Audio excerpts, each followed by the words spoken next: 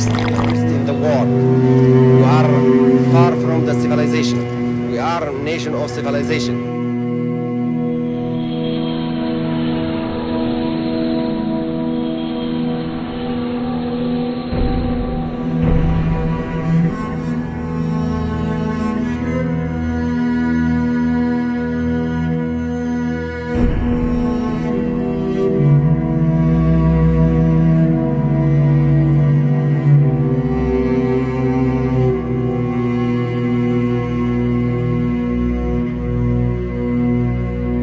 Colonel Gaddafi, the President of the United States, the leaders of Britain and other leaders are calling on you to step down, to leave Libya, to leave your position of power.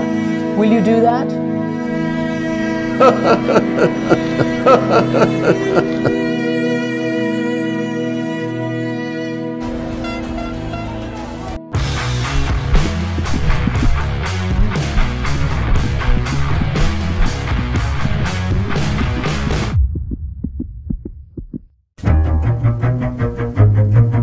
Tahun 1959, Libya menemukan cadangan minyak bumi dalam jumlah banyak di wilayahnya. Semenjak penemuan itu, banyak negara asing yang tiba-tiba datang untuk mengeruk minyak Libya. Perlahan-lahan, Libya berubah dari negara termiskin menjadi negara terkaya di Afrika. Namun sayangnya, kesenjangan ekonomi antara rakyat dan raja semakin jauh bagaikan langit dan sumur. Hingga tahun 1960-an, rakyat Libya memang mendapatkan fasilitas kesehatan dan sekolah gratis. Namun pelayanannya sangat buruk, tidak merata, dan terkesan seadanya. Angka pengangguran dan buta huruf juga sangat tinggi. Raja Idris yang saat itu memerintah Libya dianggap kurang pro rakyat dan fokus memperkaya diri sendiri. Orang dalam istana yang mayoritas dari militer sebenarnya muak dengan situasi ini. Mereka bersekongkol untuk mengkudeta sang raja.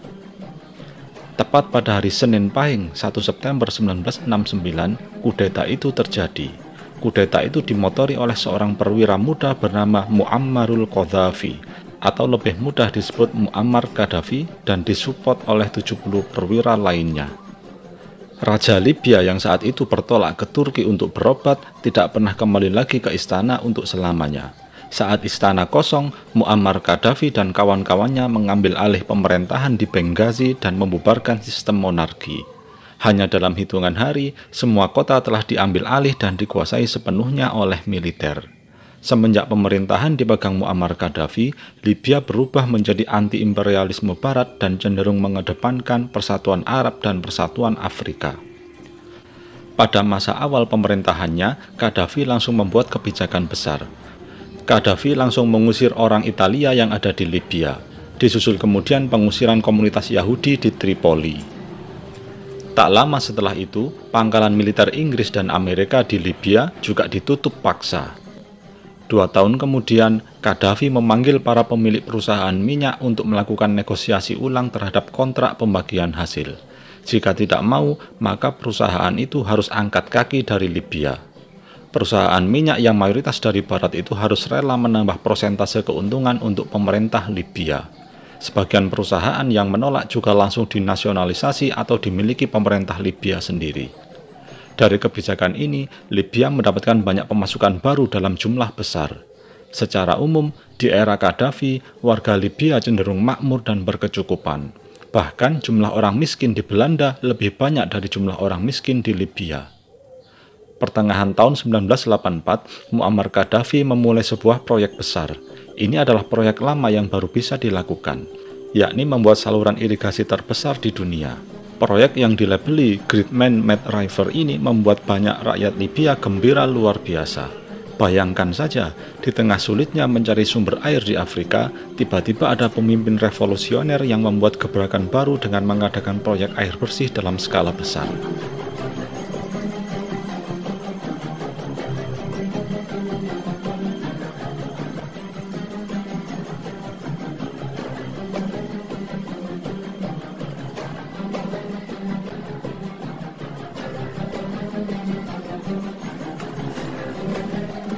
Air yang dibor dari perut bumi di Libya Selatan ini bahkan bisa dialirkan hingga ke seluruh Libya dan mampu memenuhi 70% kebutuhan penduduk.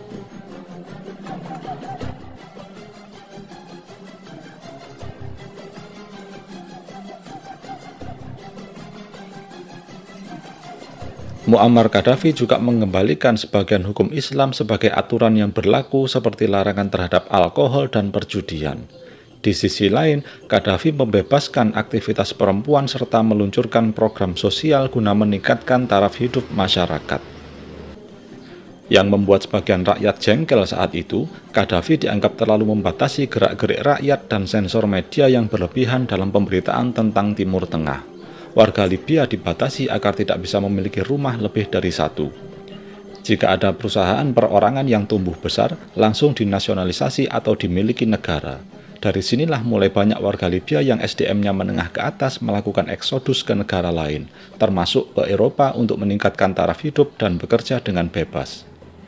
Di Libya sendiri, di mata orang yang anti-Barat, Muammar Gaddafi dianggap sebagai pemimpin yang pemberani. Gaddafi dikenal tidak banyak omon-omon dan jarang ngoceh di TV.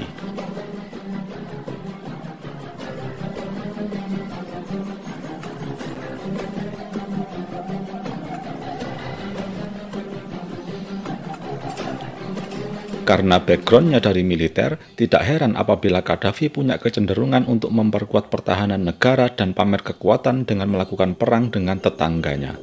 Libya terlibat konflik dengan perbatasan dengan tetangganya, yakni Mesir dan Chad. Pada kedua perang ini, Libya selalu kalah dan mengalami kerugian besar. Yang paling terkenal adalah kekalahan dari Chad tahun 87, di mana ratusan tank Libya tidak berdaya menghadapi pasukan Land Cruiser dari Chad.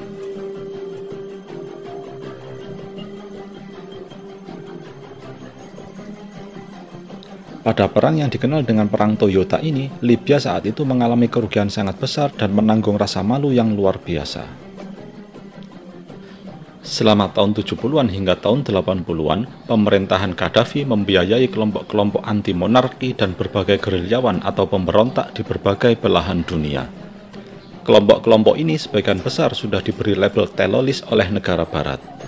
Untuk bantuan kepada ormas di negara non-Afrika, selain memberi dana kepada Palestina melalui partai komunisnya PFLP maupun PLO, Gaddafi juga membantu IRA di Irlandia dan Black Panther di Amerika.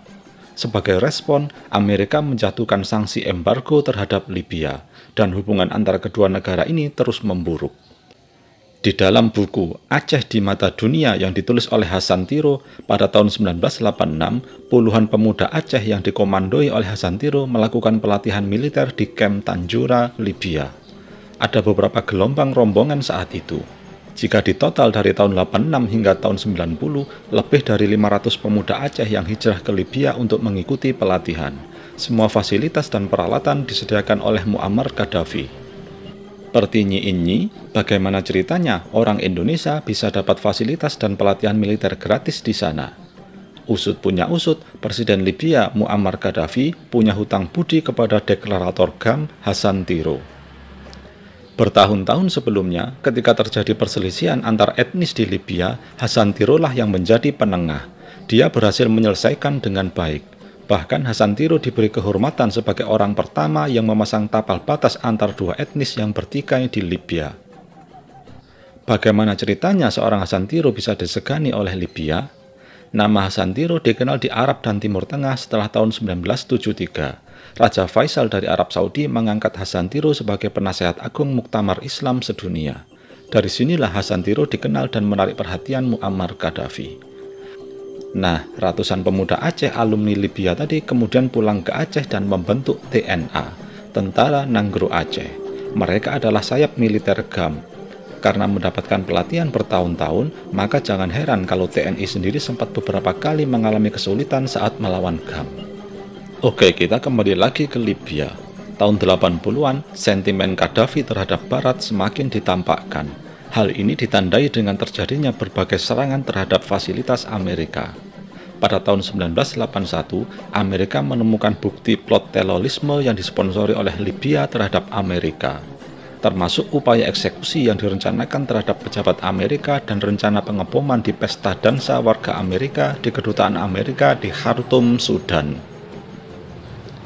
Pada tahun itu juga, Libya menembaki sebuah pesawat Amerika yang melewati Teluk Sidra. Teluk yang masih merupakan kawasan milik Libya. Meskipun gagal menembak jatuh pesawat F-14 Amerika, tindakan Libya menembak pesawat tempur Amerika termasuk tindakan yang berani. Setidaknya jika dibandingkan dengan sikap beberapa negara lain di dunia ini pada situasi yang serupa. Pertengahan 1984, Libya menghukum gantung mahasiswa yang melanggar pasal pengkhianatan negara. Mahasiswa itu dituduh ikut gerakan anti pemerintahan Libya.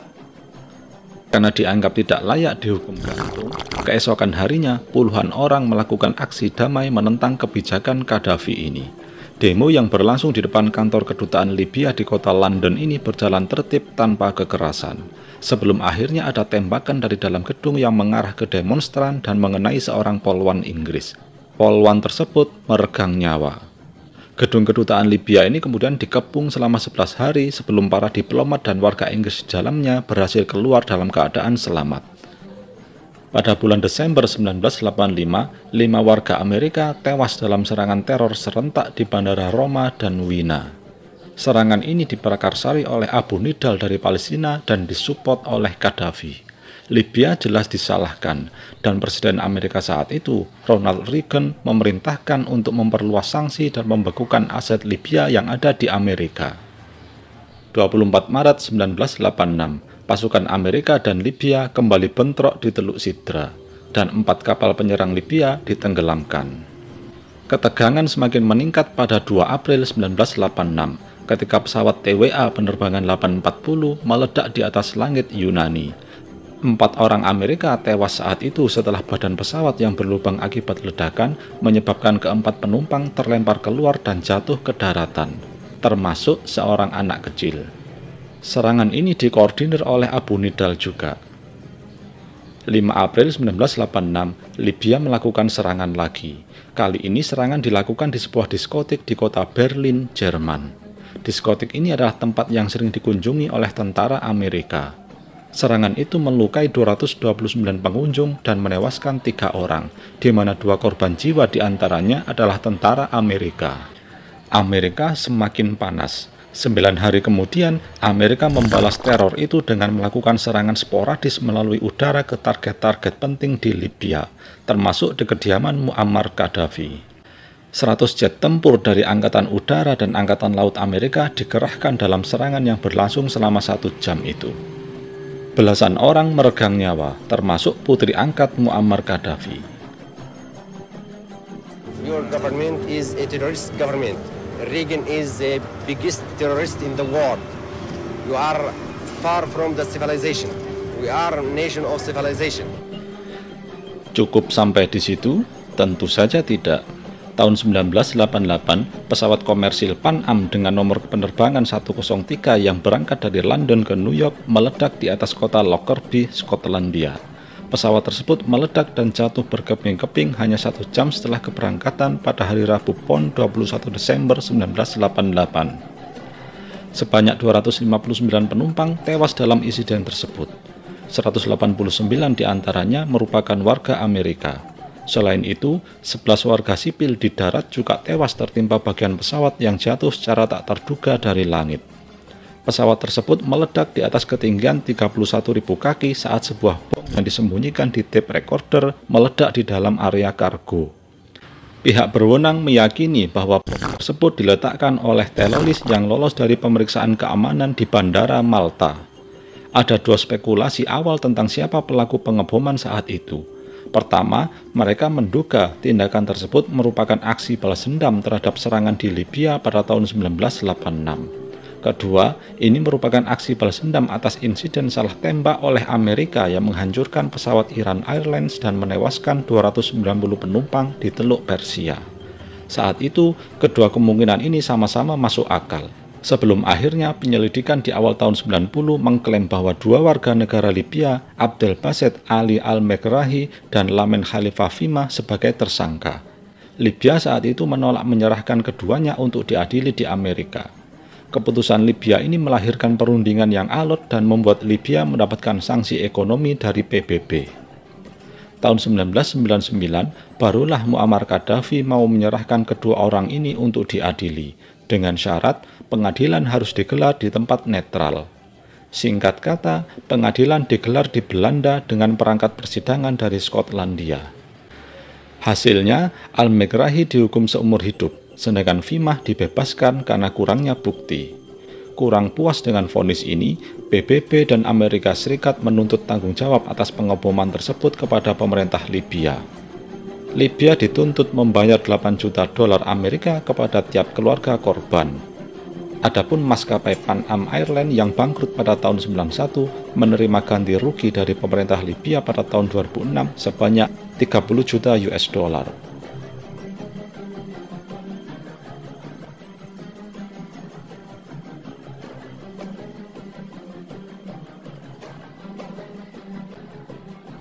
Penyelesaian kasus Lockerbie bersamaan dengan pengakuan Gaddafi soal program senjata pemusnah massal dan senjata nuklirnya yang tersembunyi dan keputusan dia untuk menghentikannya membuka jalan bagi perbaikan hubungan antara Libya dengan Barat.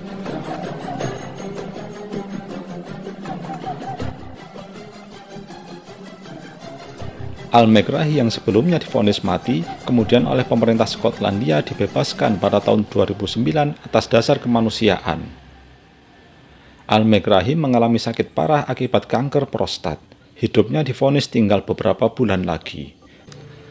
Saat kembali ke Libya, Al-Megrahi disambut Muammar Gaddafi bagaikan pahlawan.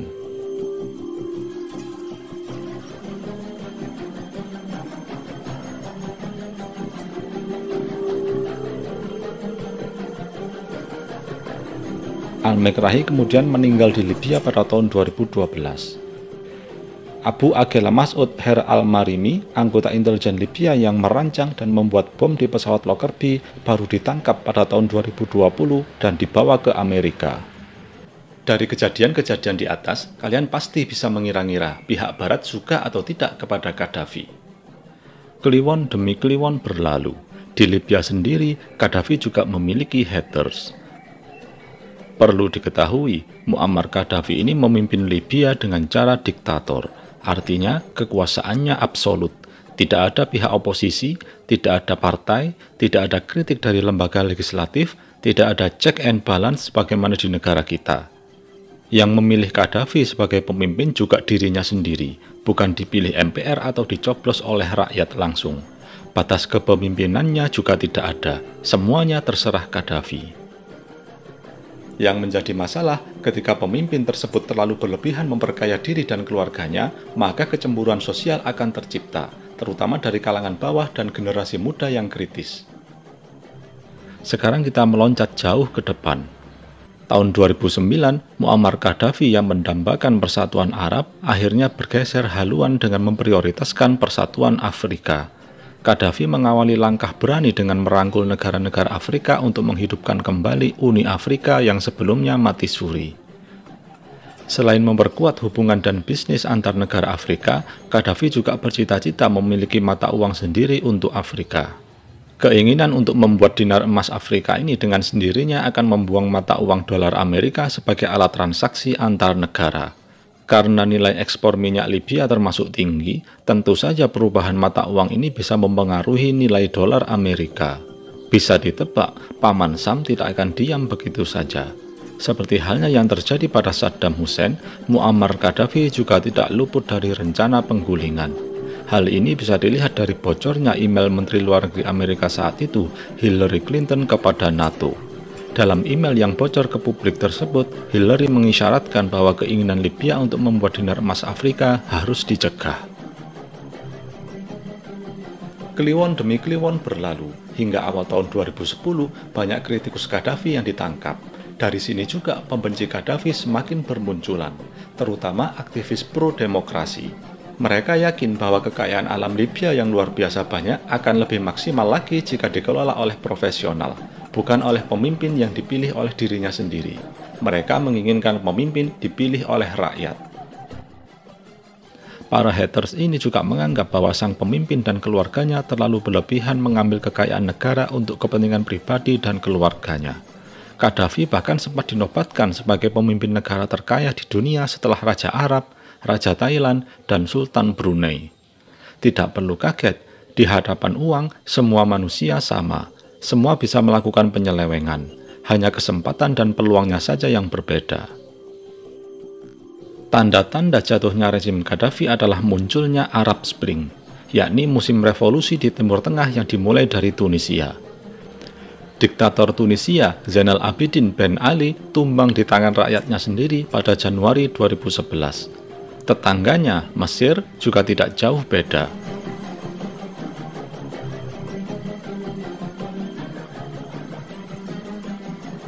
Letak negara Tunisia dan Mesir itu mengapit Libya, negara yang juga dipimpin oleh satu orang yang sama dalam waktu yang lama, yakni 42 tahun. Jadi bisa ditebak, rakyat Libya yang anti Gaddafi ikutan panas dan merasa terinspirasi oleh saudara-saudaranya sesama Afrika di Tunisia dan di Mesir. Mereka hanya menunggu momen yang tepat saja untuk turun ke jalan menuntut demokrasi dan pergantian pemimpin. Pada 15 Februari 2011, Libya menangkap seorang pengacara kondang bernama Fatih Terbil. Masalahnya, Fatih Terbil ini bukan pengacara biasa. Dia juga aktivis HAM yang mewakili 1.000 tahanan politik yang pernah dipanggil pasukan keamanan Libya pada tahun 1996. Berita penangkapannya cukup heboh dan memancing ratusan keluarga tahanan tadi untuk melakukan unjuk rasa di ibu kota Benghazi. Blunder pemerintah Libya saat itu, mereka menghadapi demonstran tersebut dengan tindakan represif. Meskipun Fatih Terbil kemudian dibebaskan, amarah demonstran tidak padam. Bukannya putar balik, gerakan perlawanan dari kelompok revolusioner ini justru semakin solid. 17 Februari 2011, mereka menyatukan diri di bawah bendera NTC atau Dewan Transisi Nasional. Orang yang ditunjuk jadi ketua adalah mantan pejabat di era Gaddafi yang dikenal paling jujur dan bersih, yakni Mustafa Abdul Jalil. Anggotanya terdiri dari perwakilan 40 wilayah dan terdiri dari berbagai golongan seperti pemuda, aktivis perempuan, dan mantan tahanan politik. Protes politik besar-besaran terhadap pemerintah Libya ini memicu perang saudara antara kaum revolusioner dan loyalis Gaddafi. Banyak korban berjatuhan dari kedua belah pihak. Dunia internasional juga mulai banyak yang mengecam aksi kekerasan yang terjadi di Libya. The demonstrations demanding a change of rule in Libya have not just taken place inside the country. In Geneva, hundreds of Libyan expats gathered in front of the UN's headquarters in the city. Salah satu aktivis HAM Libya, Najwa Al-Hami yang sebelumnya juga anti Gaddafi karena dianggap sering melanggar HAM, justru menyalahkan rakyat Libya yang berbuat anarkis. Mana mungkin ini revolusi rakyat, sedangkan 3/4 rakyat mendukung Gaddafi, kata Najwa. 17 Maret 2011, PBB mengeluarkan resolusi yang mengesahkan segala cara untuk melindungi rakyat sipil Libya dari tindakan kekerasan aparat. Resolusi ini sudah cukup bagi Amerika dan kawan-kawan atas nama NATO untuk masuk dan ikut mengambil tindakan kepada Gaddafi. Amerika, Prancis, dan Inggris yang mengambil peran besar dalam invasi ini juga turut menyuplai persenjataan untuk kaum pemberontak. Beberapa negara yang bukan dari anggota NATO pun juga ada yang ikut membantu, seperti Qatar, Uni Emirat Arab, dan Swedia yang mengirim pesawat tempur dan pesawat kargo miliknya untuk membantu koalisi NATO di Libya. Selain itu, Mesir ditengarai juga mengirim bantuan persenjataan ke milisi dan pasukan pemberontak atau anti-Gaddafi. Pada 19 Maret 2011, pasukan NTC dan NATO melakukan penyerangan terhadap pusat-pusat kekuatan Gaddafi di Tripoli. Serangan tersebut memaksa Gaddafi dan pasukannya keluar dari Tripoli menuju Sirte, tempat kelahiran Gaddafi. Berbulan-bulan perang terjadi, Muammar Gaddafi belum juga ditangkap. 20 Oktober 2011, pihak NTC yang mendengar informasi pergerakan Gaddafi langsung melakukan pengejaran. NTC dibantu NATO langsung mengejar rombongan Gaddafi yang baru saja keluar dari kota Sirte. Gaddafi saat itu dikawal oleh 15 truk bersenjata. Rombongan konvoi ini kemudian diserang oleh pesawat Prancis dan nyaris hancur lebur. 50 orang lebih pengikut Gaddafi jadi korban. Gaddafi beruntung bisa lolos dan melarikan diri. Tapi keberuntungan itu hanya sesaat. Saat lari inilah Gaddafi sempat tertembak di bagian kaki. Dia kemudian bersembunyi di drainase atau gorong-gorong bersama satu ajudannya. Haters Gaddafi dengan mudah menemukannya.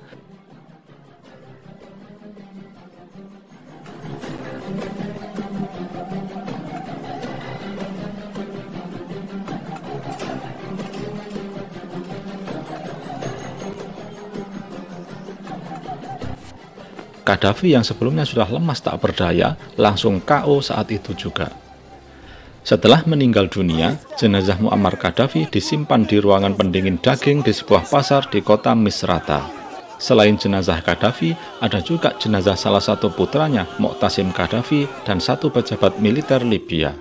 Menurut pejabat NTC, setelah 4 hari di sana, jenazah Gaddafi mulai mengeluarkan bau tidak sedap sehingga harus segera dimakamkan. Gaddafi dimakamkan bersama salah satu putranya, Mu'tasim Gaddafi. Jenazah bapak dan anak ini dikubur secara Islam di Gurun Sahara tanpa tanda khusus. Lokasi tepatnya dirahasiakan. Hanya ada 4 orang yang menjadi saksi pemakaman Gaddafi. Semuanya disumpah di bawah Al-Quran untuk tidak membocorkan lokasi pemakaman kepada siapapun dan sampai kapanpun. Lalu, bagaimana keadaan Libya setelah Muammar Gaddafi tiada? Dalam hal kebebasan berbicara dan demokrasi memang lebih baik.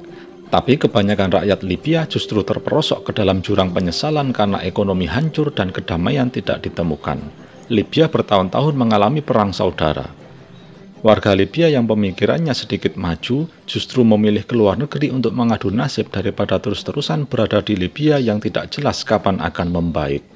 Apalagi kelompok loyalis Gaddafi masih menyimpan Gaddafi. Hal ini terbukti dengan pemuda yang pertama kali menemukan Muammar Gaddafi di drainase. Pada akhir hayatnya, Muammar Gaddafi ditemukan oleh pemuda dari kelompok pemberontak, yakni Omran Shaban. Omran Shaban merupakan salah satu orang yang dianggap berjasa dalam revolusi Libya karena dia menemukan dan menangkap Gaddafi yang bersembunyi di pipa drainase. Pada Rabu Pon 26 September 2012 atau hampir setahun setelah kematian Gaddafi, Shaban dan ketiga kawannya diculik oleh loyalis Gaddafi di pinggiran kota Misrata.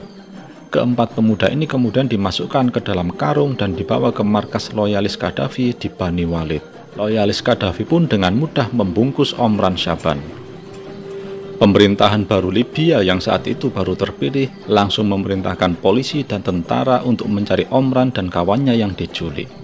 Omran Shaban baru bisa dibebaskan setelah Presiden baru Libya, Muhammad Al-Megharif, mengunjungi Bani Walid untuk negosiasi secara langsung. Shaban saat itu dibebaskan setelah berhari-hari karena dinilai punya jasa besar menemukan Gaddafi yang bersembunyi. Pemerintah Libya langsung menerbangkan Shaban ke Prancis untuk menjalani perawatan intensif. Namun takdir berkata lain, nyawanya tidak tertolong lagi. Shaban saat itu menghembuskan nafas terakhir dan dibawa pulang menggunakan jet pribadi ke Libya. Lebih dari 10.000 orang menghadiri pemakaman dan juga menyolatkan jenazah Shaban. Bahkan sholat jenazah harus dilakukan di lapangan bola karena saking banyaknya jumlah peziarah. Jika kalian suka dengan video ini, silahkan like. Jika kalian tidak suka dengan video ini, silahkan pencet jempol ke atas. Buat kalian yang gabut dan tidak ingin kelihatan menganggur, klik link yang ada di deskripsi dan lihat apa yang terjadi. Terima kasih sudah menonton. Tetap berbanyak membaca dan jangan duduk di toilet jongkok.